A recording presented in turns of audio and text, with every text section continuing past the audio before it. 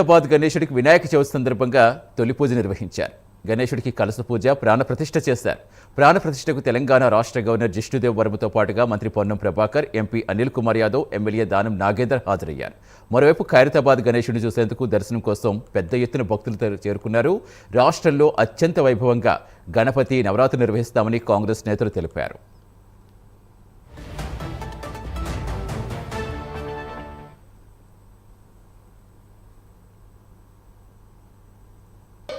తెలంగాణ ప్రజలందరికీ కూడా తెలంగాణ ప్రజాపాలన ప్రభుత్వం గౌరవ ముఖ్యమంత్రి రేవంత్ రెడ్డి గారి తరఫున, కేబినెట్ తరఫున, గౌరవ స్థానిక శాసనసభ్యులు నాగేంద్రన్న గారి తరఫున, అదేవిధంగా రాజ్యసభ సభ్యులు అనిల్ యాదవ్ గారు, ఈ నిర్వహణ కమిటీ సభ్యులు అందరూ కూడా భక్తులందరికీ అన్ని రకాల సౌకర్యాలు, ఎటువంటి ఇబ్బందులు లేకుండా స్థానిక పోలీసు, జిహెచ్ఎంసీ, అదేవిధంగా అన్ని శాఖలకు సంబంధించిన వారితో కోఆర్డినేషన్ జరుగుతూ ఉంది.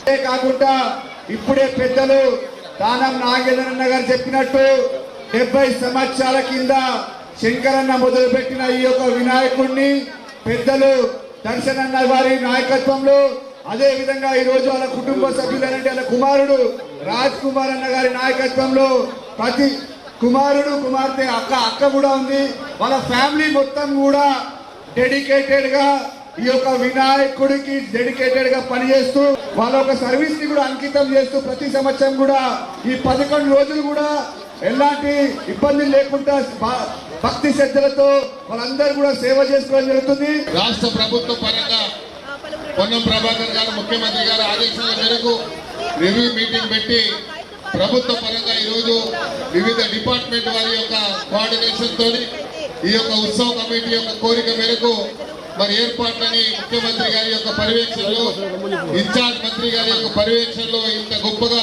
ఏర్పాటు చేసినందుకు ముఖ్యమంత్రి గారికి, మీకు, రాష్ట్ర ప్రభుత్వానికి ధన్యవాదాలు తెలియజేసుకుంటూ, ప్రధానంగా 71 సంవత్సరాల క్రితం ఇక్కడ పెట్టినటువంటి యొక్క విఘ్నేశ్వర స్వామి కార్యక్రమాన్ని మేము కొనసాగిస్తూ ఉంటే స్వర్గీయ శంకరయ్య గారు మొట్టమొదటిగా మొదలుపెట్టి బాల్ గంగాధర్ లోక్మాన్య తిలక్ గారు ఇచ్చినటువంటి పిలుపు మేరకు దేశంలో ఉన్నటువంటి ఐక్యతగా ఉండాలని వారు ఇచ్చిన పిలుపు మేరకు ఈ కార్యక్రమం ఇలా కొనసాగుతూ వచ్చాయి. ఈరోజు 69 అడుగుల విఘ్నేశ్వరుడు మేము ఇక్కడ పెట్టామంటే ఇది ప్రపంచవ్యాప్తంగా ఇంత కీర్తి పొందింది అంటే ఇక్కడ ఉన్నటువంటి ఎలక్ట్రానిక్, ప్రింట్, మీడియాకి ఆ ఘనత దక్కుతుంది. రాష్ట్ర ప్రభుత్వ పరంగా పొన్నం ప్రభాకర్ గారు 1954లో ఒక్క అడుగుతో మొదలైన ఖైరతాబాద్ వినాయకుడి ప్రస్థానం 60 ఏళ్ల పాటు ప్రతి ఏటా ఒక్కో అడుగు పెరుగుతూ, ఆపై 2014 నుంచి ప్రతి ఏటా ఒక్కో అడుగు తగ్గిస్తూ వచ్చారు. ఖైరతాబాద్ గణేశునికి 71 ఏళ్ల చరిత్ర ఉంది. మహాగణపతి వద్ద పోలీసులు భారీ బందోబస్తుతో బారికేడ్స్ ఏర్పాటు చేశారు.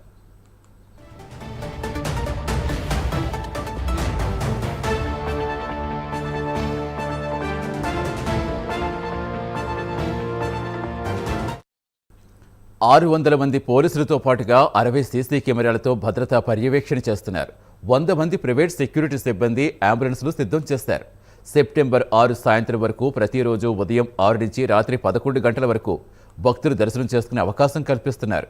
ఆగస్టు 27 నుంచి సెప్టెంబర్ 6 వరకు ఖైరతాబాద్ పరిసర ప్రాంతాల్లో ట్రాఫిక్ ఆంక్షలు విధించారు. ప్రస్తుతం ఖైరతాబాద్ గణేశుడు ప్రాంతం నుంచి మా కరెస్పాండెంట్ లిఖిత పూర్తి వివరించేందుకు సిద్ధంగా ఉన్నారు. లిఖిత, ఆల్రెడీ తొలి పూజ అందుకున్నారు ఖైరతాబాద్ గణేశుడు. భక్తజన సందోహం ఎలా కనిపిస్తోంది? ఏర్పాట్లకు సంబంధించి ఏం చెప్తున్నారు? నిజంగా చెప్పాలంటే ఖైరతాబాద్ గణపతికి సంబంధించి ఇటు తెలంగాణ ప్రభుత్వం పూర్తి స్థాయిలో అన్ని ఏర్పాట్లను చేయడంతో పాటు అటు ఉత్సవ కమిటీ కూడా ఎంతో ఉత్సాహంగా ఈ యొక్క కార్యక్రమంలో పాల్గొంది. అంతేకాకుండా ఇప్పటికే ఈ యొక్క గణపతిని దర్శించుకునేందుకు నిన్న రాత్రి నుండి కూడా బీభత్సమైన వర్షం కురుస్తున్నప్పటికీ కూడా ఆ వర్షాన్ని ఏమాత్రం లెక్క చేయకుండా కూడా భక్తులు పూర్తి స్థాయిలో వాళ్ళు తడిచి కూడా స్వామివారిని దర్శనం చేసుకుంటున్న పరిస్థితి కనిపిస్తుంది. అంతేకాకుండా ఇప్పటికే మనం పూర్తి స్థాయిలో చూసాము, గవర్నర్ కూడా రావడం, ఆయన వెండి కడియము అదే విధంగా జంజం కూడా స్వామివారికి సమర్పించిన పరిస్థితులు ఉన్నాయి. ప్రస్తుతం మనతో మాట్లాడడానికి కొంతమంది భక్తులు సిద్ధంగా ఉన్నారు. వారిని అడిగి వారిని వివరాలు తెలుసుకునే ప్రయత్నం చేద్దాం. ఎక్కడి నుండి వచ్చారండి మీరు? ముషీరాబాద్. కొంచెం అన్కంఫర్టబుల్ ఉన్నా కానీ దర్శనం ఇంపార్టెంట్ కదా, సో అందుకే వచ్చాం. ఎవ్రీ ఇయర్ వస్తాము. వర్షం మంచిగా ఉంది, అంటే ఎవ్రీథింగ్ మంచిగా అరేంజ్ చేశారు కంఫర్టబుల్ గా లోపల దాకా రావడానికి. సో ఇట్ ఇస్ సార్, మీరు మీ పిల్లతో కలిసి వచ్చారు కదా, సో ఎట్లా అనిపిస్తుంది? ఏర్పాట్లు ఎట్లున్నాయి? ఇంత వర్షంలో కలిసి వచ్చారు కదా, ఎలా ఉంది? ఏర్పాట్లు బాగానే ఉన్నాయి, నాట్ బ్యాడ్. ఎవ్రీ ఇయర్ వస్తాం కాబట్టి వీళ్ళు చిన్నగా ఉన్నప్పుడు నేను తీసుకొస్తున్నా. ప్రతి ఇయర్ ఇది ప్రాక్టీస్ నాకు, దర్శనం చేసుకొని వెళ్తాం. ఓకే, సో మనం ఇక్కడ చూడొచ్చు, పూర్తి స్థాయిలో తడిచిపోయినా కానీ ప్రతి సంవత్సరం మేము స్వామివారిని దర్శించుకోవడానికి వస్తాం కాబట్టి ఈ సంవత్సరం కూడా ఎంత వర్షం రాని వరద రాని స్వామివారి దర్శనం మాత్రం మేము ఇస్తామని చెప్తున్నారు.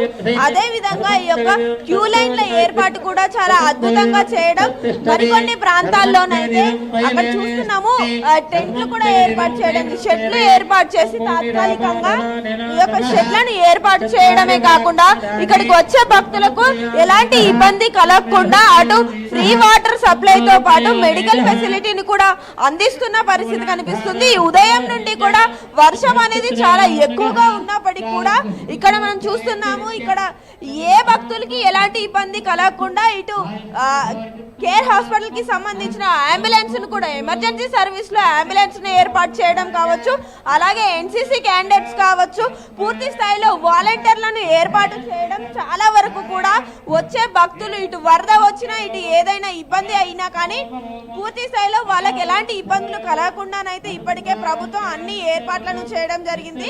అయితే ఇవాళ ముఖ్యమంత్రి రావాల్సి ఉండగా ఆయన రేపు వస్తారంటూ కూడా సమాచారం అందింది. కొన్ని కారణాలు, కొన్ని సమీక్షలు ఉండడంతో ఆయన ఈ రోజు రాలేదు. రేపు ఆయన ఖైరతాబాద్ గణేశుని అయితే దర్శించుకోనున్నట్లుగానైతే తెలుస్తుంది. Right, thank you Likhita.